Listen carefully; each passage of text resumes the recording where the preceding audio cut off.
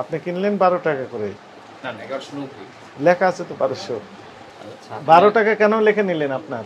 উদ্দেশ্য এটাই যে আগামীকাল যখন কাস্টমার যাবে বা কোনো ওই তদারকি টিম যাবে তখন আপনি দেখাবেন যে দেখেন আমি কিনেছি 12 টাকা করে। না না এই এটা হিসাবে just আমি এখন লাভ একটা করতেছি কম। mistake উনি হয়তোবা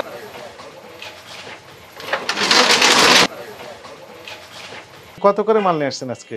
সাইডের থেকে হ্যাঁ, সাইডের থেকে আমরা ডিম কিনে আনছি আজকে হলো 70 টাকা করে 11 টাকা 70 পয়সা। ক্যাশ মেমো একটু দেখান দেখি। আছে। আচ্ছা, গতকালে ক্রয়ের ক্যাশ মেমো দেখান একটু। গতকালে এটা দেখলাম না 65 টাকা। 65 থেকে 90 বিক্রি 65 তাহলে কত করে লাভ করছেন? 12 টাকা, তার মানে হচ্ছে 35 পয়সা। 35 পয়সার ডিমে যদি লাভ করেন প্রতি পয়সা একটা ডিমের পাইকারি হোলসেল, এরপরও 2-3 হাত পরিবর্তন হবে। তাহলে 76,000 কত কিনেছেন? 76,440 গুণ 35 পয়সা। হ্যাঁ, 76,440 গুণ 35 পয়সা। হ্যাঁ, 26,754 টাকা। 26,754 টাকা বিক্রয়ের ক্যাশ মেমো আছে না? দেখেন দেখি।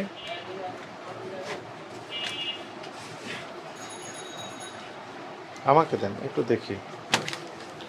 27 তারিখ ছিল 90। হ্যাঁ, 12 টাকা বিক্রি করছেন তো আপনার দোকানে এটা? 35 টাকা। আজকে কত করে লিখেছেন ওখানে লাল ডিম? 1190 বিক্রি করছেন কত করে? বিক্রি করছেন কত করে?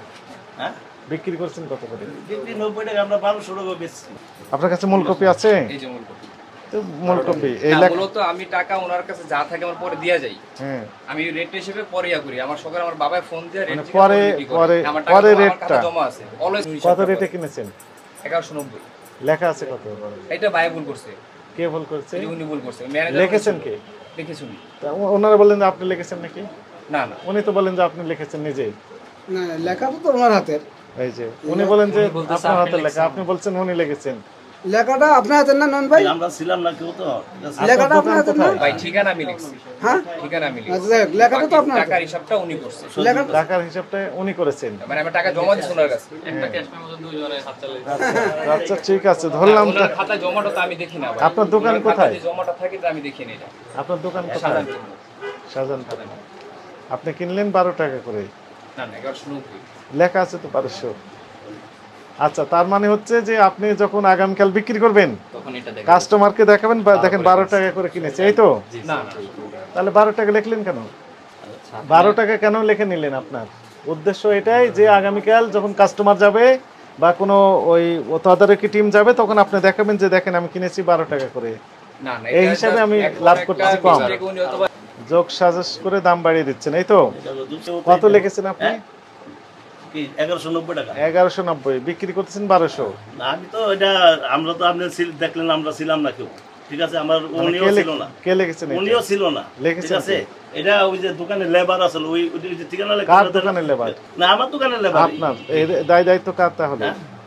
দায় দায়িত্ব এটা দায় দায়িত্ব মানে কার আমারই নিতে হইব দায় দায়িত্ব। আপনাকে নিতে হবে। হ্যাঁ, তাই। আপনি বুঝতে পারছেন যে ভুল হয়েছে।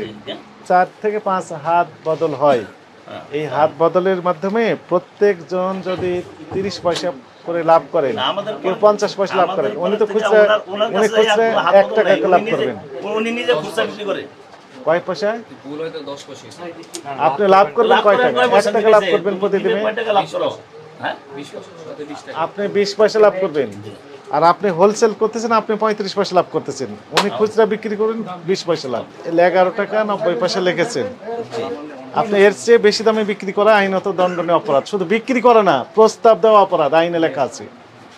প্রস্তাব দেওয়া এটিও অপরাধ। যদি মূল্য তালিকায় লেখা রাখেন 11 টাকা 90 পয়সা, আপনি চাইলে এর চেয়ে কম দামে বিক্রি করতে পারবেন, কিন্তু বেশি দামে বিক্রি করতে পারবেন না এবং প্রস্তাবও দিতে পারবেন না, মানে চাইতেও পারবেন না বেশি। আমার লেবার যেহেতু ভুল করে ফেলাইছে, ভুল করেছে। তো এটা তো ভুল অবশ্যই। আপনাকে সতর্কতামূলকভাবে 10,000 টাকা জরিমানা আরোপ করা হলো।